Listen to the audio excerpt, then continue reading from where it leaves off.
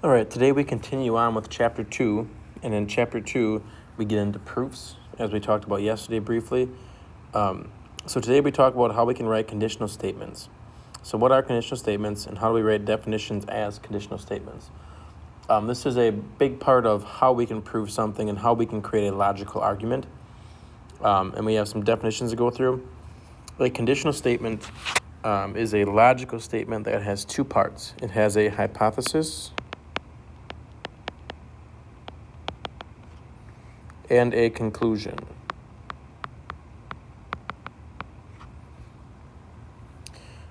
It is an if-then form. It is a form of a conditional statement in which the if part contains the hypothesis and the then part contains the conclusion.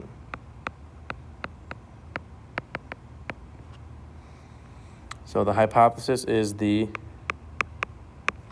if part, the conclusion is the then part. And then for all these statements, there is a converse. The converse is a statement formed by switching the hypothesis and the conclusion around of the conditional statement.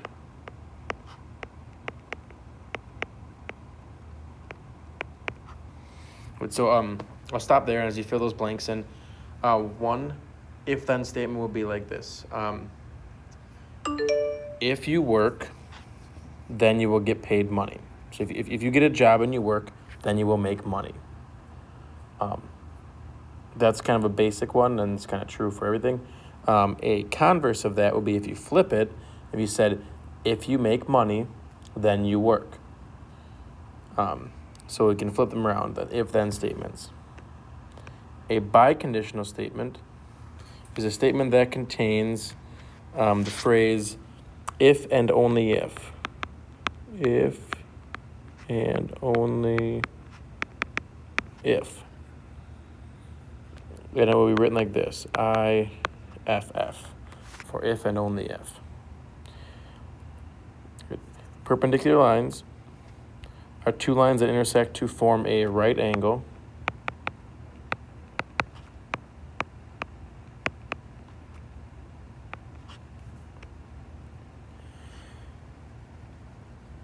All right, so we get into some examples now. So we'll rewrite a statement in if-then form. So it says all vertebrates have a backbone. Okay, so that's a statement coming from science class. So the hint is identify the hypothesis and conclusion first, then write the statement. If you may need to reword the hypothesis or conclusion to make the sentence grammatically correct. So what we're saying is that vertebrates, and the other part is saying they have a backbone. So there's two parts of the sentence.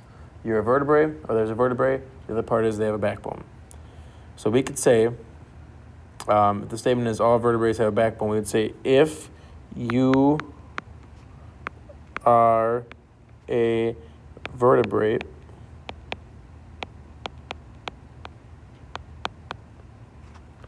then you have a backbone.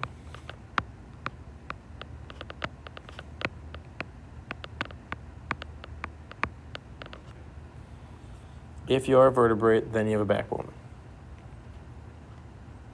It doesn't say to write it, but just, the converse would be flipping that, saying, if you have a backbone, then you are a vertebrate. So checkpoint, write the following conditional statements in if-then form. So the first part is triangles. The next part is have three sides. So we would say, if the shape is a triangle,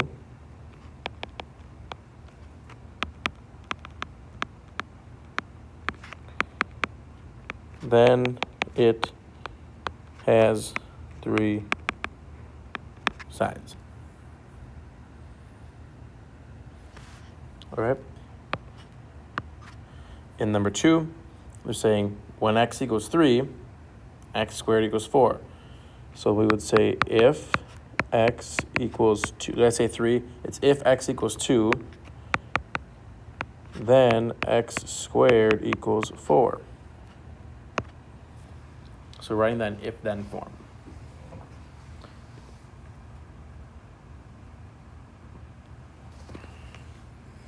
Right. Example 2. Write the if-then form and the converse of the conditional statement. Olympians are athletes. Then decide whether each statement is true or false. So the if-then form, let's keep it in the order it is. So Olympians and then are athletes. So we'd say, if you're an Olympian, then you're an athlete.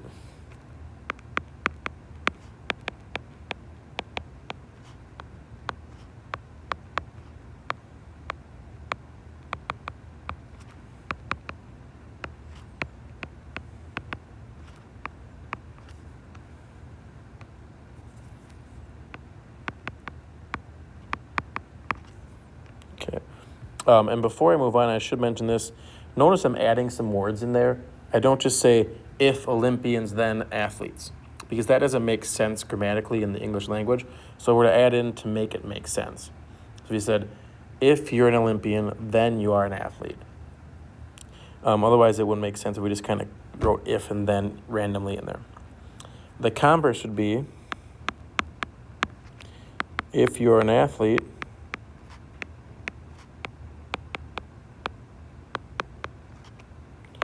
then you're an Olympian.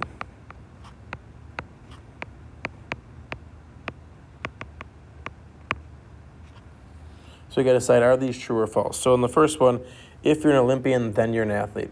So my question is, you're an Olympian. Does that mean that you have to be an athlete? And that one would be true. Because all Olympians are athletes. Everything they do in the Olympics is an athletic event. Now, the converse says, if you're an athlete, then you're an Olympian. So think, can you be an athlete and not be an Olympian? This one is actually false. Because think about everyone who plays a sport in your high school. They're not Olympians, but they are athletes. So the second one is false.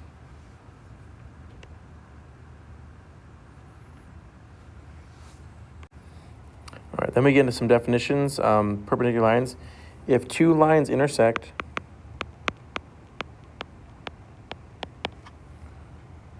to form a right angle, then they are perpendicular.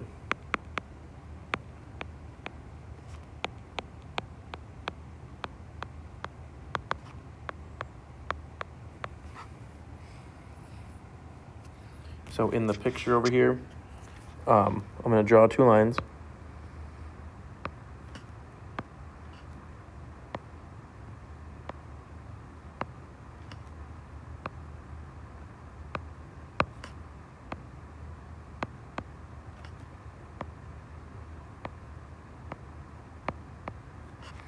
So now, to show it's a right angle, we have to draw this box. So that means a right angle. So sketch that picture. And what we would say about this picture is we would say that line AB is perpendicular to line CD.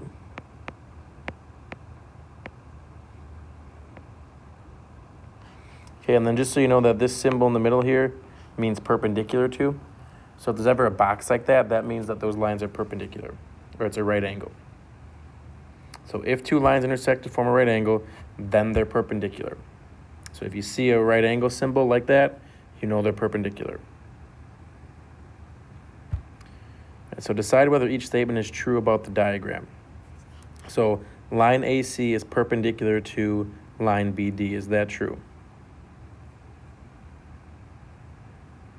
The answer is yes, that is true, because there is a right angle.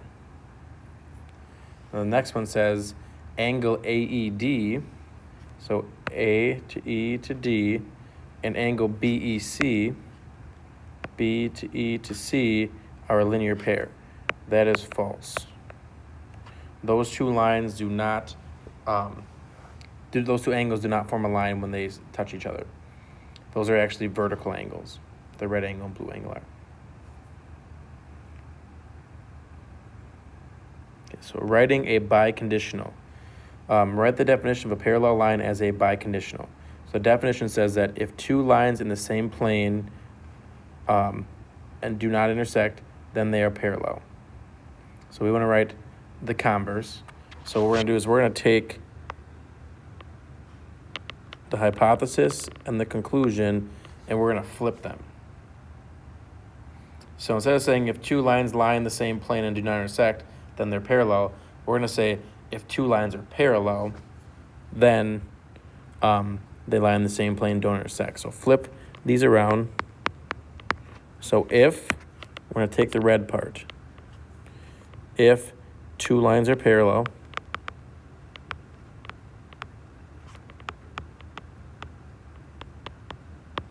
notice that I kept this part here. Then, now you're going to take the blue part. Then they lie in the same plane and do not intersect. So that would be the converse, is when you flip them around. So it's still if-then. Still an if-then statement. The if stays first, the then comes second. We flip around the hypothesis and the conclusion. Okay. The biconditional would be when we use if and only if. So now for the biconditional, what we're actually going to do is we're going to get rid of the word if and get rid of the word then. So we're going to say two lines are parallel. So we got rid of the if, got rid of the then. In place of the word then, I'm going to get my highlighter. So in place of the word then, we're going to put the words if and only if. Two lines are parallel if and only if they lie in the same plane.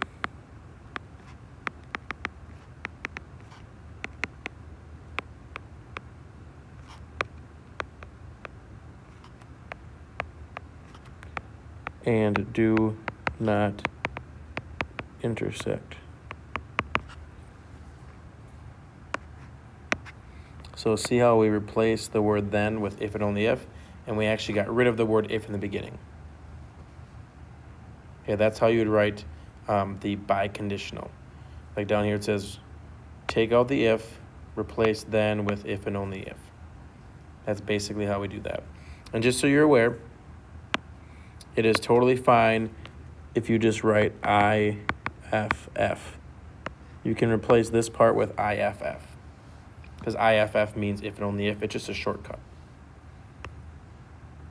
Okay, so we got some checkpoints down here before we're finished. So the first checkpoint, write the if-then form and the converse of the conditional statement. Squares are rectangles. So first if-then. So if a shape is a square,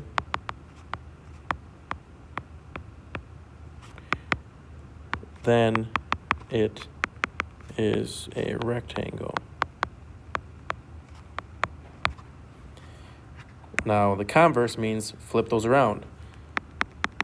If a shape is a rectangle, then it is a square. So that's how you do the converse of an if-then statement. Okay, number 4, decide whether each statement about the diagram is true. Is angle GLK, so GLK and angle JLK, change colors, JLK, are those supplementary? So actually together, you see how they form a line? So are they supplementary? Yes, that would be true. And then part B, is line GJ perpendicular line HK? This one is false. Why is it false?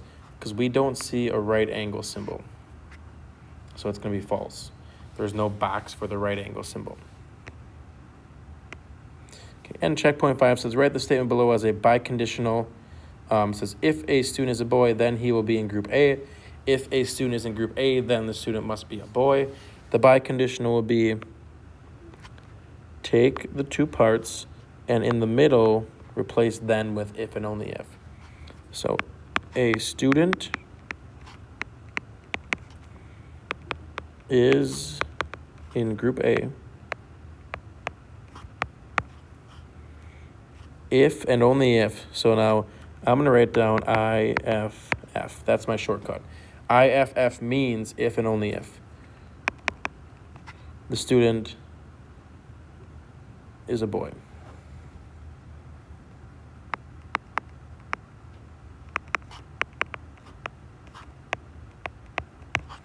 So notice I changed some words around. I didn't say a student is in group A if and only if the student must be a boy. So I kind of changed the words around to make it make sense. So that would be our biconditional using the words if and only if.